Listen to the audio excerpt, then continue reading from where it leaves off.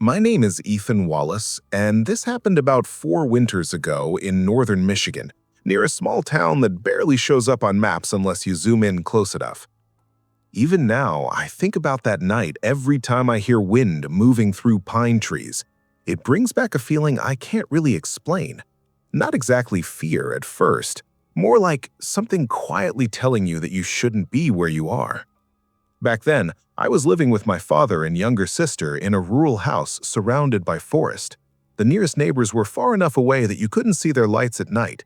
It was the kind of place where silence isn't just absence of sound, it feels like something active. That December, my dad suggested we do something simple for Christmas. Go into the woods, find a good tree, and cut one down ourselves. No store-bought tree, just something real. My sister, Lily, was excited about it immediately. I wasn't as enthusiastic, but I went along with it because it sounded like one of those family traditions you're supposed to enjoy later in life. We drove out early in the afternoon. The sky was already turning gray, and snow had been falling lightly since morning. Not enough to make driving difficult, but enough to cover everything in a thin white layer. We parked near a forest trail my dad knew well.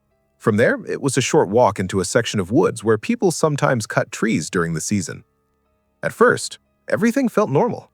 Crunching snow under our boots, cold air burning your lungs a little, the faint sound of branches shifting above us. My dad walked ahead with an axe over his shoulder, scanning trees and occasionally pointing out ones he didn't like. Lily stayed close to me, talking about how she wanted a perfect tall tree for decorations. We had been walking for maybe 20 minutes when the forest started to feel different. It's hard to explain, but the deeper we went, the quieter it became. Even the wind seemed to die down. My dad stopped near a clearing and said, "This is good. Start looking around here." We split up slightly, still close enough to see each other between trees. That's when I noticed something strange. Lily stopped talking. I turned to see her standing still, looking toward the far side of the clearing. "What is it?" I asked. She didn't answer right away. Then she whispered, "There's someone over there." I followed her gaze. At first, I didn't see anything, just trees, shadows, snow. Then I noticed it. A shape standing between two tall pines, not moving, not reacting, just there. At first, I thought maybe it was another family cutting a tree nearby, but something about it felt wrong immediately. It wasn't holding anything. It wasn't bundled up like a hiker or someone doing work in the cold. It was just standing, completely still. My dad noticed our reaction and followed our eyes. "What are you looking at?" he asked. I pointed. "There," I said. He squinted. For a moment, he didn't say anything. Then he slowly lowered the axe slightly. "Let's move," he said quietly. That alone made my stomach tighten. My dad wasn't the type to get nervous easily. We started walking away, but I kept glancing back. The figure hadn't moved, even when we started making noise, even when branches cracked under our boots. It just stayed there, watching. We tried to stay calm as we moved deeper along the trail, pretending it was nothing, maybe a hunter, maybe someone lost. But the feeling didn't leave. Eventually, my dad said we should head back and pick a different area closer to the edge of the forest. We agreed immediately. But as we turned around, Lily grabbed my arm tightly. "Don't look," she whispered. That made everything worse. I still looked anyway, and that's when I saw something that made my chest go cold. The figure had moved closer. Not fast, not running, just closer than it was before, standing between trees that were definitely farther away a minute ago. My dad stopped walking. This time, he didn't say anything for a long moment. Then he said, "We're leaving, now." We started heading back toward the trail faster this time. Snow crunched louder under our feet. Now the forest felt tighter, like the trees were closing in instead of staying still. I kept hearing small sounds behind us, branches shifting, snow falling off limbs. But whenever I turned my head slightly, I couldn't see anything moving. Still, I knew we weren't alone anymore. We reached the main trail faster than I expected. My dad didn't stop until we got close to the car. That's when Lily suddenly stopped again. "Dad," she said quietly. He turned. She was pointing back into the forest. And that's when we saw it clearly for the first time. The figure was standing right at the edge of the trees now, not hidden anymore, just standing where the forest met the clearing. And even from that distance, I could tell it was watching us leave. My dad immediately told us to get in the car. We didn't argue. We got inside fast. But before my dad closed his door, I looked back one last time, and the figure was gone, completely. No movement, no trace. Just empty trees again. We sat in the car for a moment before leaving, all of us quiet. My dad finally started the engine and said, "We're getting a tree somewhere else." Nobody disagreed. We drove away without looking back. But that wasn't the end of it. Because later that night, when the storm got worse and the wind started shaking the windows of our house, Lily told me something that made my stomach drop. She said she hadn't only seen one figure in the forest. She said there were more. And they hadn't been standing still the whole time. They had been circling us. I didn't believe Lily at first. Not because I thought she was lying, but because what she was saying didn't match what I had seen. I remembered one figure, maybe something in the distance, something still, silent, almost like a trick of the trees. But Lily was shaking when she said it. That made it harder to dismiss. We were back home by late afternoon, but the mood in the house never really settled. My dad stayed unusually quiet. He didn't joke, didn't turn on music, didn't even mention the tree again. He just kept checking the windows like something outside might still be following us. By evening, the weather got worse.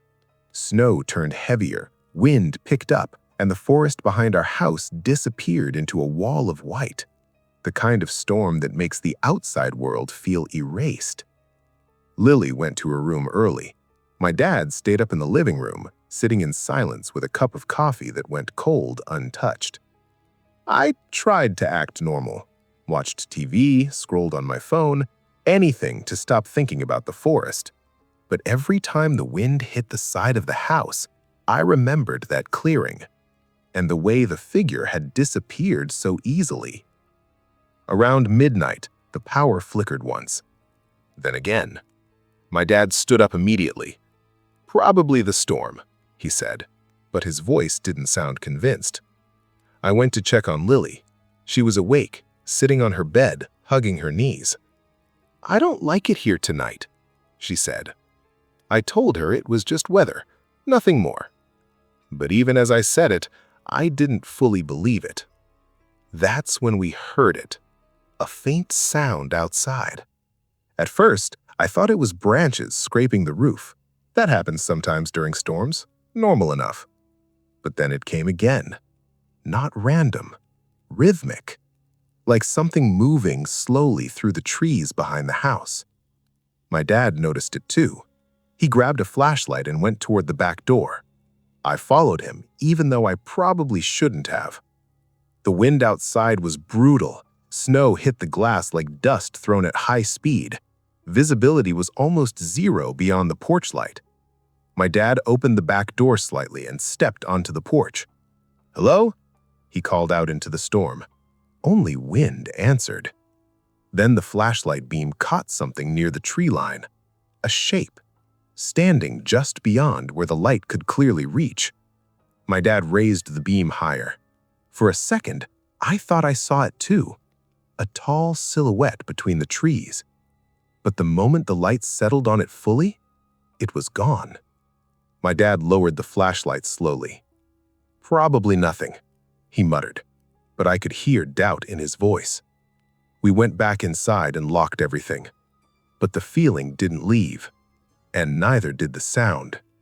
Because now, it wasn't just wind anymore. There were footsteps, soft, slow, moving around the house. My dad told us both to stay in the living room. He went to check the front windows this time. That's when Lily whispered something I still remember clearly. "They're closer than before." I asked her what she meant. She said she could hear them moving outside her window earlier, not just behind the house, around it, like they were circling, just like she said in the forest. My dad came back into the room, face tighter now. "Everyone stay together," he said. "We're fine. It's just the storm messing with sounds." But even he didn't sound sure anymore. Then came the knock. Not loud, not urgent, just one single knock at the front door. We all froze. My dad didn't move right away. Then it came again. Same pace, same pressure. He walked slowly toward the door, motioning for us to stay back. He looked through the peephole and went still. I remember him not speaking for a moment that felt too long. Then he stepped back and said, "Nobody open that door." Lily asked what he saw. He didn't answer. Another knock came immediately after, then another, closer now, slightly faster. Not frantic, intentional. My dad grabbed his phone and told us to go into the hallway, but before we could move, the knocking stopped. Complete silence followed. That silence lasted maybe 10 seconds. Then something scraped across the back window. Slow, dragging. My dad turned immediately, flashlight in hand again. We followed him cautiously. The beam hit the window. Snow covered most of it, but there was movement outside. Not a face, not a clear shape, just shadows shifting just beyond the glass. My dad stepped closer, and that's when the glass fogged slightly from the outside, like someone was breathing on it. Lily grabbed my arm so tightly it hurt. Then, in a voice barely audible through the storm outside, something spoke. Not clearly, not fully formed words, but enough to sound like it was trying. My dad stepped back instantly. "Lock yourselves in the bathroom," he said firmly. That broke whatever hesitation I had left. We ran. Inside the bathroom, we locked the door and sat on the floor together. From outside, we could hear my dad moving through the house, checking doors, checking windows. Then, everything went quiet again. Too quiet. Minutes passed. No footsteps, no wind sound inside the house anymore. Even the storm seemed to fade slightly, like it had moved further away.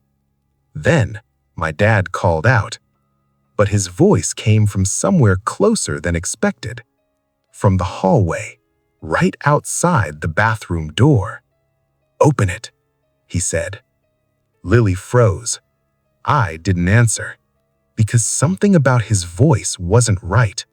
It was flat, too steady, almost rehearsed.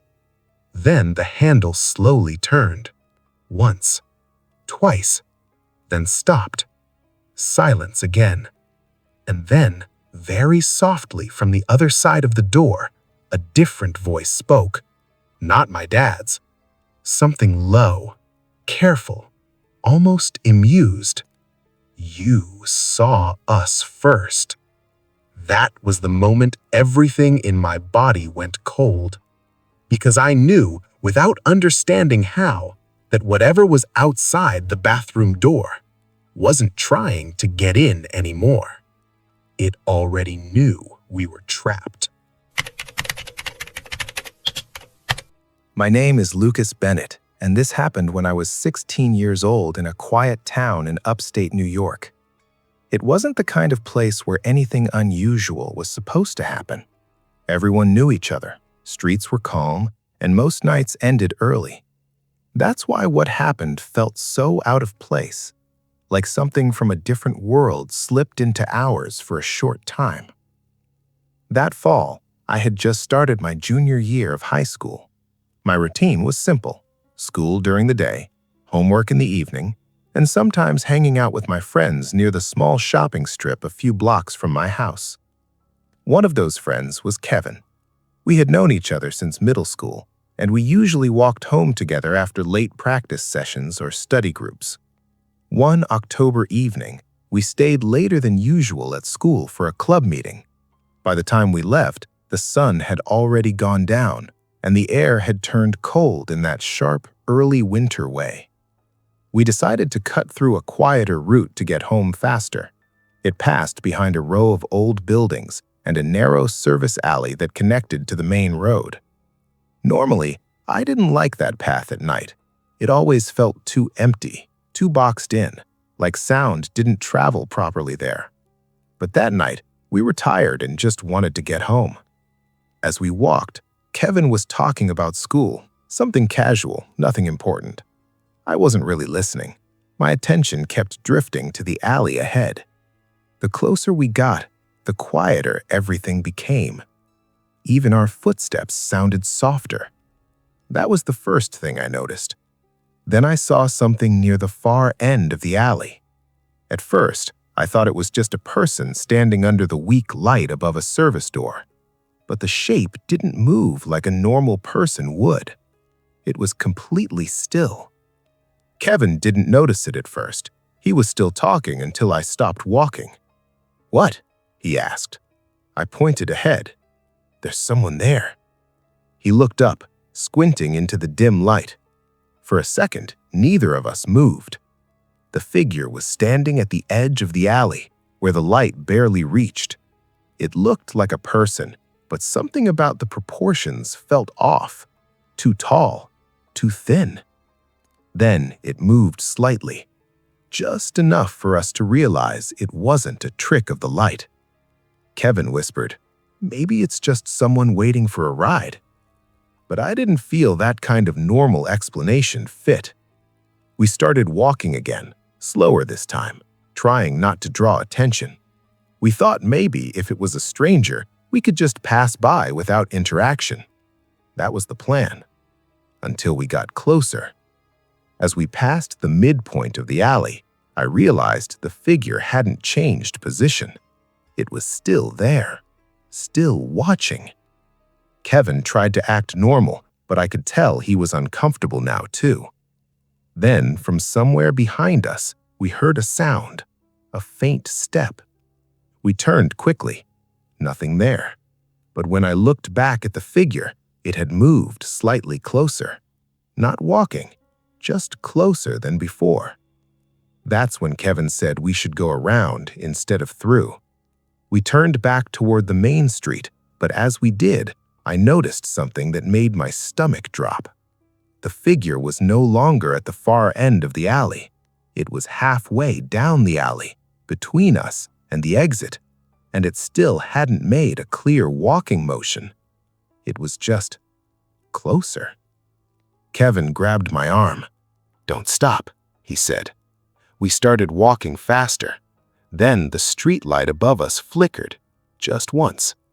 When it stabilized again, the figure was gone. For a moment, I thought maybe we had imagined it, but Kevin wasn't convinced either. We didn't talk much after that. We just walked quickly until we reached the main road where there were more lights and passing cars. That should have been the end of it.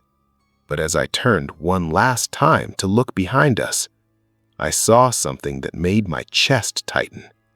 At the edge of the alley, where we had just come from, the figure was standing again, completely still, watching us leave. And this time, I was certain it was closer than it should have been. We didn't run right away.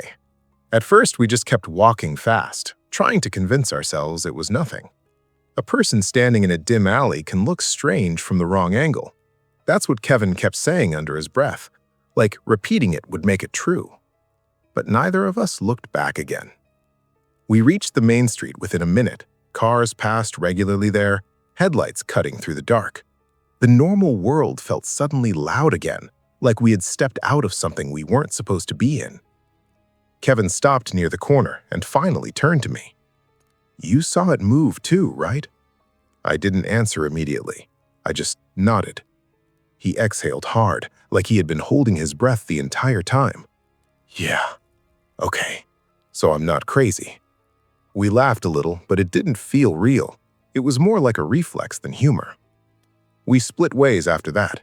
He headed toward his block and I continued toward mine.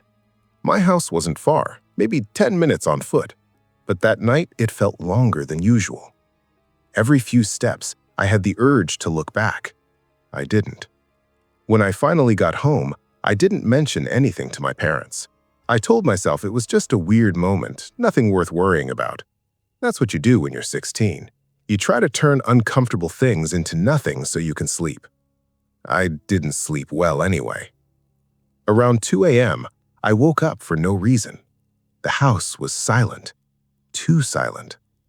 I remember lying there staring at the ceiling, trying to go back to sleep, when I heard something faint outside my window. A soft scrape, like something brushing against wood. I froze. At first, I told myself it was just a branch, wind, anything normal. Then I heard it again, closer this time. I slowly sat up and looked toward my window. The curtains were slightly parted already. I don't remember leaving them that way. And through that thin gap, I saw movement outside. Something standing near the edge of my yard. Not walking, not pacing, just there. My heart started beating hard immediately.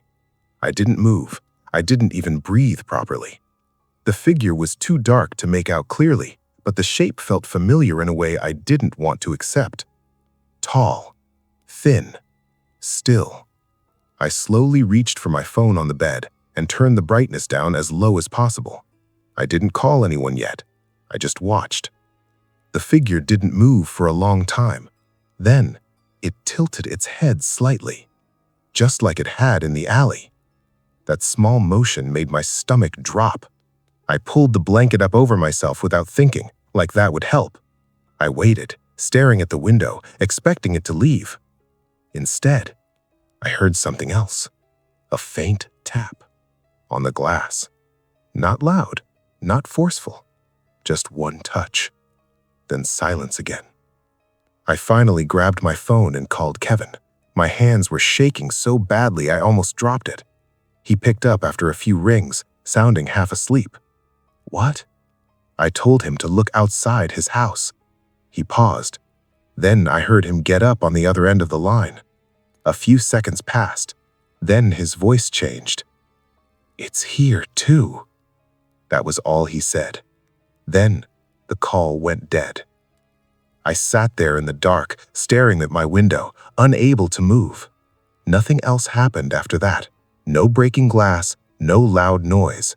Just that feeling of being watched until sunrise. When morning came, I checked outside. There were no footprints in my yard. Nothing on the grass, nothing near the window. I tried telling myself it meant it wasn't real, but Kevin didn't come to school that day. And when he finally did show up the next morning, he wouldn't talk about that night at all. Not even when I asked him directly. He just said one thing: "Don't take that alley anymore." And he never walked that route again.